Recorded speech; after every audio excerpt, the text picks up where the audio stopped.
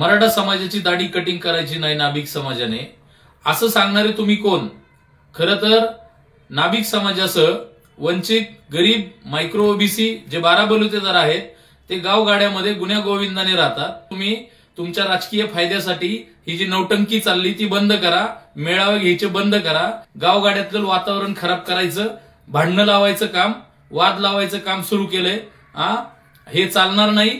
आमच्या नाभिक समाजासह इतर जातींचा कुठल्याही प्रकारचा वापर तुम्ही आता इथून पुढे करू नका. तुम्ही आमचे नेते नाहीत. मराठा आरक्षणाची मागणी जशी जशी जोर धरू लागली त्याच पद्धतीनं ओबीसींचं हे आरक्षण पळवलं जाते अशा पद्धतीनं पाठीमागून आवाज यायला लागला. हा वाद इतका पेटत गेला की हा वाद फक्त 2 लोकांमधले न राहता हा वाद 2 समाजाचा होऊन बसला. गावाखेड्यामध्ये असणारं जे वातावरण आहे ते पूर्णपणे टाईट झालं. मग या सगळ्या गोष्टीमध्ये नेमकं चुकतंय कोण? गावाखेड्यांमध्ये भांडणं लावायचं काम नेमकं कोण करतंय? खऱ्या अर्थानं हा सवाल आहे. पण हे सगळं जरी असलं तरी छगन भुजबळ यांची जी वक्तव्य समोर येतात तर ते पाहिल्याच्या नंतर प्रचंड तिखट अशा पद्धतीनं ते भाष्य करताना पाहायला मिळतात. प्रत्येक गोष्टीला विरोध असावा पण त्या विरोधाला काही सीमा व्यवस्थित असल्या पाहिजे. आपण एक प्रचंड मोठ्या पदावर असताना अशा पद्धतीनं जिकडं जमल तिकडं बोलून खऱ्या अर्थानं चुकीची दिशाभूल ग्रामीण भागातल्या लोकांची करणं बरोबर नाही. गावाखेड्यात एकत्र राहणारा हा समाज या नेत्यांनी मात्र वेगळा करून ठेवलाय. आज आमच्या लोकांना वाटायला लागतं मराठा बांधव वेगळा आहे, ओबीसी बांधव वेगळा आहे, मराठे आमच्यातलं आरक्षण पळवायला लागलेच असं वातावरण इथल्या नेत्यांनी उभा करून ठेवलंय. बरं, या सगळ्या गोष्टींमध्ये फायदा हा नेत्यांचाच आहे. येणारी निवडणूक ही त्यांना त्यांच्या जीवावर लढता यावी याच्यासाठी हा सगळा जर खटाटोप चालला असेल